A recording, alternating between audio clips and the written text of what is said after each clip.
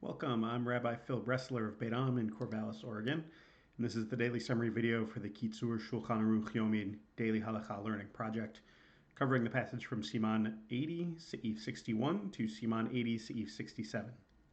You can find links to the Hebrew and English text of this passage and to the calendar of upcoming passages in this video's description.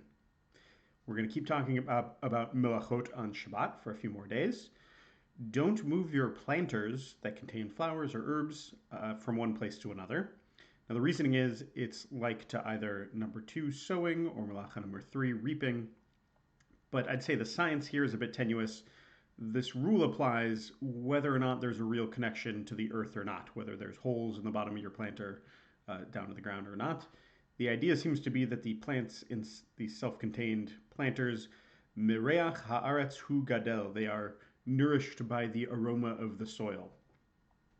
Now the Kitzur's view on melacha number 32, writing, and number 33, erasing, appears to be also especially stringent. Kitzur prohibits writing or drawing in any form, even if it's not permanent, and prohibits erasing or destroying writing, even that's designed to be impermanent, like the frosting on a cake, for example. Now, my understanding has been that permanence is a factor in determining whether the character or sign you make is malacha or not. Here's another Camp Ramah example for you. When we played Scrabble on Shabbat, we did it only with the kind of boards that allow the letters to slide and move around freely. Linking them together could be close to writing, but because they weren't locked into place at all, it was okay because it was so temporary. There are fancier versions out there that have this kind of raised grid for the Scrabble board that holds the letters in place. That would be considered writing.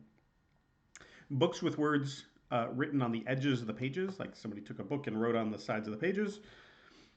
Kitzur wants to prohibit opening that book, but apparently the custom is that it's okay to do that. Continuing in the same vein of stringency, Seifim 65 and 66 seem really machmer to me. Their worry seems to be about measured cutting. Now, the Kitzur permits some measuring like actions, but prohibits precise measurement with a vessel or making calculations about how much you're measuring out. I get that this is coming close to carrying out business and it isn't very Shabbat appropriate, and I think that's good enough reason to say don't do it, but it'd be a really big stretch to say this is outright melacha.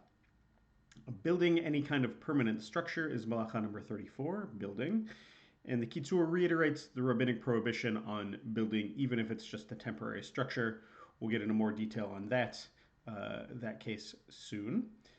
And the Kitzur starts to get into a corner case of a door that's, I guess, kind of ramshackle and rarely used, and asks the question, would closing it on Shabbat appear to be construction? Like, would you be appearing to be adding to the wall? Now, part of the answer is that if there's at least a broken hinge or the mark of where a hinge used to be, even if it's broken to the point where the door drags along the ground and you've got to lift it up in order to fully close it, then it's clearly a door and you've got nothing to worry about. But for the rest of the answer, you'll have to remain in suspense until tomorrow. That's all for today.